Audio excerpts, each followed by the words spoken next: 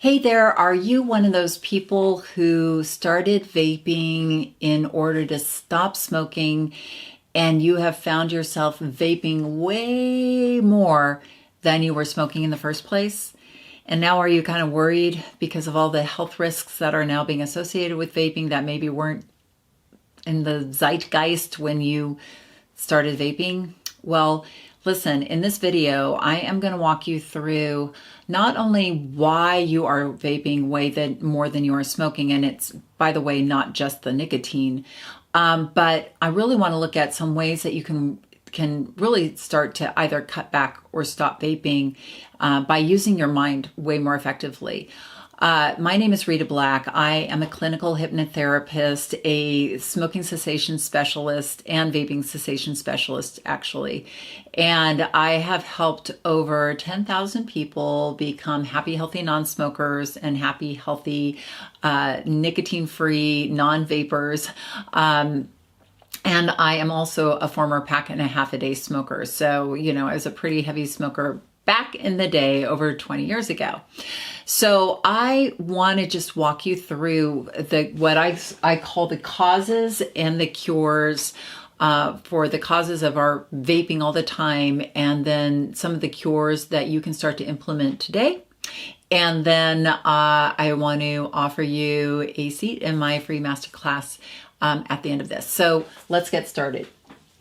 So here's the thing. I work in Los Angeles, and I have a pretty robust clientele of super duper smart, amazing clients, right? Like I work in LA, right? So I have movie stars, and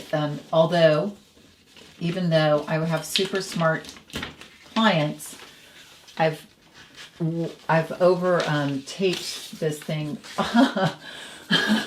super strongly. So anyway, I work with super amazing, smart people who run huge companies and who are, megastars with one name, and also just super normal people like you and me, teachers, doctors, students, retirees, and people all come to me and they're like, Rita, why? I just was so stupid. Like I was smoking at a party. I ran out of cigarettes and someone offered me a vape, one of those Juuls, and I puffed on that thing and then I got hooked, and now I'm waking up in the morning and I'm Juuling all morning, and then I'm, hiding at my office and I'm Juuling all day, and then I wake up in the middle of the night and I Juul before I go to the bathroom, like seriously all the time. And I'm obsessed by this thing. And if I lose it, I cry and I scream and I run my hair out and all this stuff, right? Does that sound like something that maybe a scenario that you could relate to?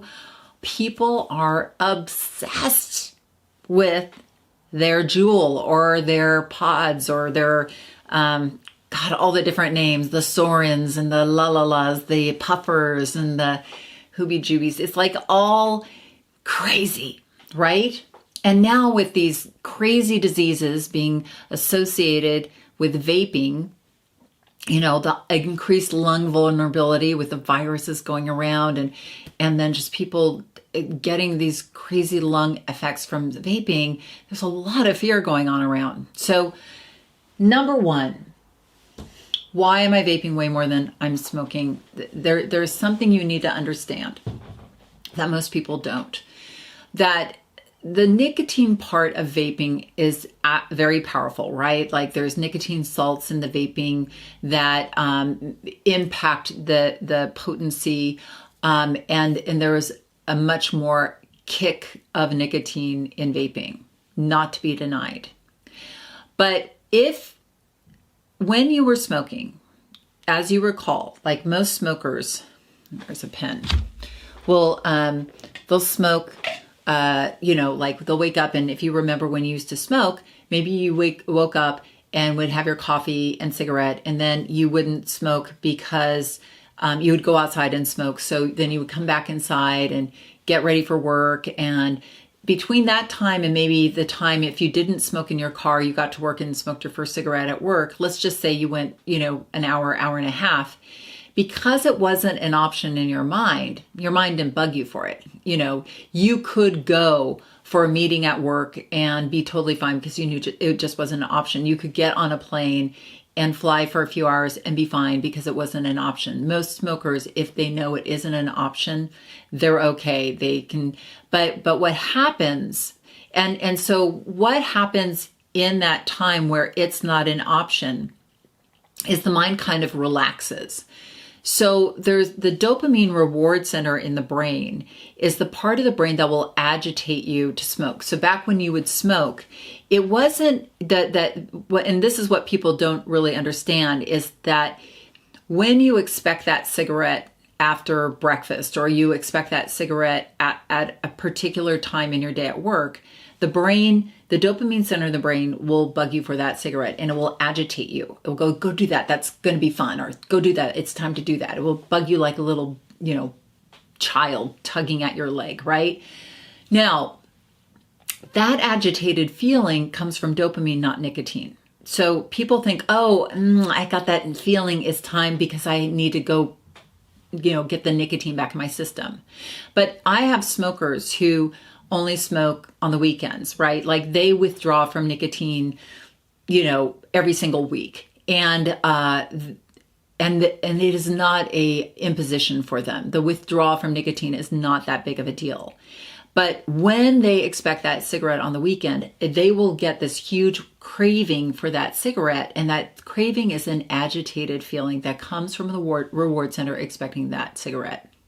So now, going back to why am I vaping way more than I'm smoking, is because what I noticed a number of years ago when e-cigarettes came on the scene is this phenomena of, because the not an option zones were removed, because you could use an e-cigarette indoors, you could e-cigarette in your car without the worry of, stinking up your car. You could even vape at your office because you could sneak one while nobody was looking, or you could learn to what is called zeroing, right? You puff in the vapor and you hold it in long enough that you can breathe out and no vapor comes out, or no visible vapor comes out. You could do this in the back of a classroom. So what happens is the brain is now always bugging you for vaping, right? So what you're experiencing over the course of your day is much, much more this little bug in your brain going vape, vape, vape, vape. And it isn't so much about the nicotine. The nicotine is part of it, but the majority of that agitated feeling you get is dopamine. All right. Now, once you understand that, you actually have a little more power because you feel a little less like a nicotine addict, and you can manage your brain. Now, the other thing that happens when you try to quit vaping that a lot of people don't understand is in both cigarettes and in the vapor, in the juice that you're sucking in with the Juul, there is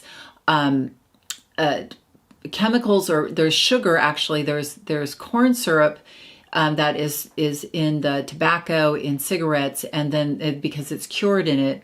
And then there's glycerin that is, or there's a sweetener in the vape, obviously, that makes it feel all yummy and lovely with the flavors. And so your insulin levels go up every time you vape. So you have heightened insulin levels. So what happens is when you stop vaping, or try to stop vaping within a couple of days, you're going to feel your body re-regulating your blood sugar insulin levels. And for a lot of people, that is what they experience more than nicotine withdrawal. It can be an intense feeling where you feel really agitated. And this is because your pancreas is dropping blood sugar insulin levels. And when you go too long without food, you get really grumpy and intense sometimes.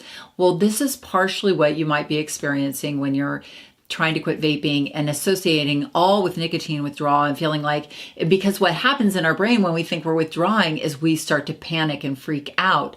And that then adds on. So it stacks onto whatever physical feelings you may feel. There's panic, anger, feeling like you're crawling out of your skin. And we put that all in like, oh my God, it's horrible. I can't do this. But actually, a lot of this is mental. And on top of the insulin response. And if we looked at it from a different standpoint, like, oh, this is great, I'm healing my body and all these, because these higher insulin levels are really bad for you. So the vapor might, if you aren't afraid of it hitting your lungs, higher insulin levels are now being associated with cancer, heart disease, prediabetes, Alzheimer's, dementia, and again, like, it's making your lungs a lot more vulnerable for diseases like those infectious diseases. So anyway, I don't have to tell you that they're bad for you. They're bad for you. So, and the fact that we know they're bad for us, it doesn't make our brain, or it makes us want to vape more. So that aside, the point is that it's not just nicotine, but it's also an insulin response. And when you look at it, it's like, oh, that's an insulin response. You can expect it. Then you can calm down about it. And you can actually go through it. It's a 2 or 3 day experience. And a lot of my clients who are former vapors, happy, healthy former vapors, say when their head's in the right place, it's really not that bad. I think there's a lot of, hoopla, and I'm not poo-pooing the physical experience, but I'm just saying when your mind's in the right place, you can do it, and it can be a powerful experience and an engaging experience and a warrior-like experience, but it doesn't have to be a frightening experience or a experience that you can think about negatively, because I think the more negatively we think about it, the more it makes our psychological experience of it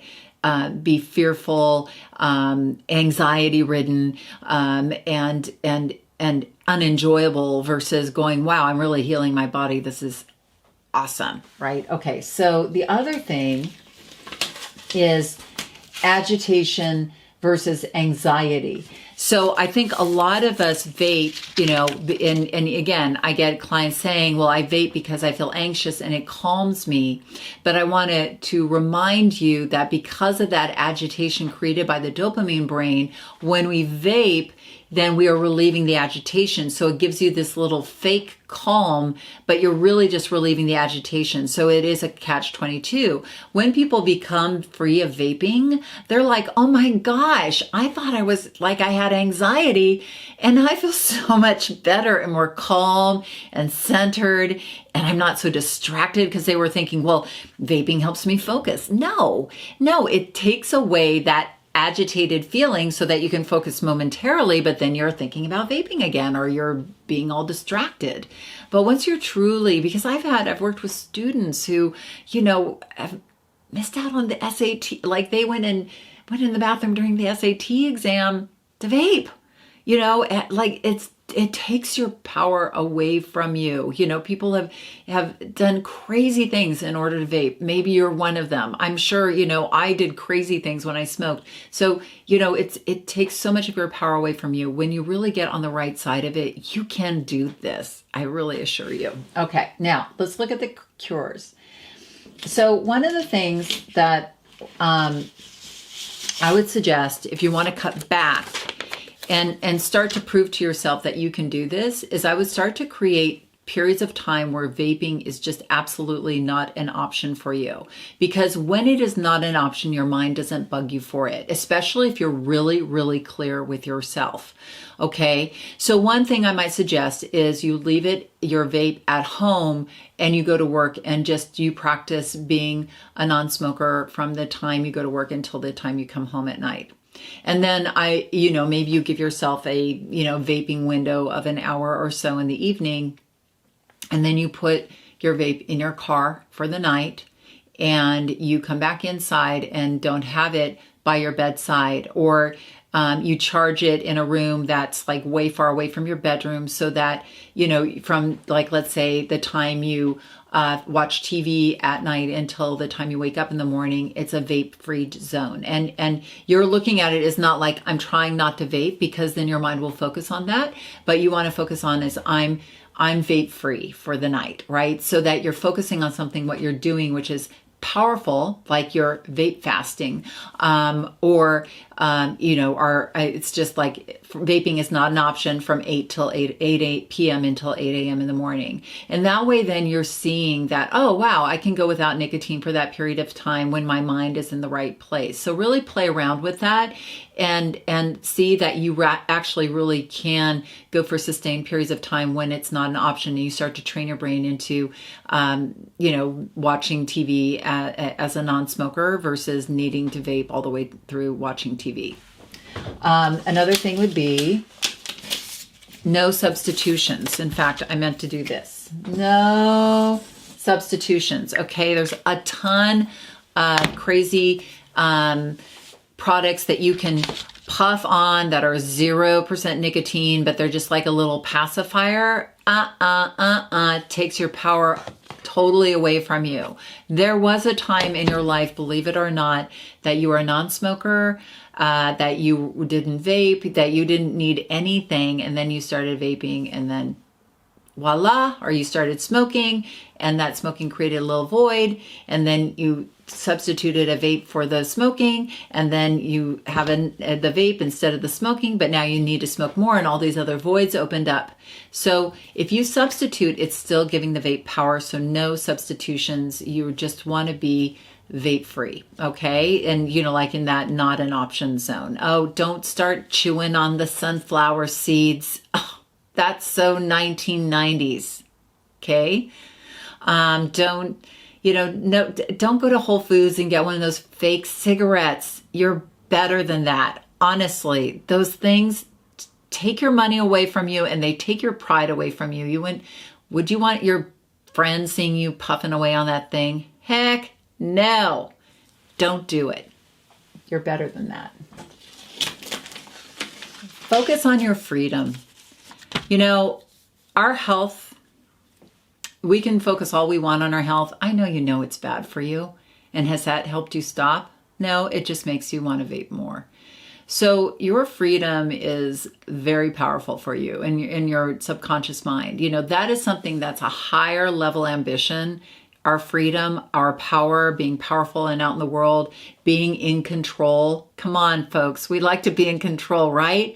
And when these things own us, when we lose it and we're running around like a toddler screaming because they've lost their binky, are we really in control? I don't think so, right? So we want to be free. We want to own the world, and we want to own ourselves. And so focus on your desire to be free, not your desire to be healthy, because that will only get you very little distance. Okay. So I hope this has been helpful for you.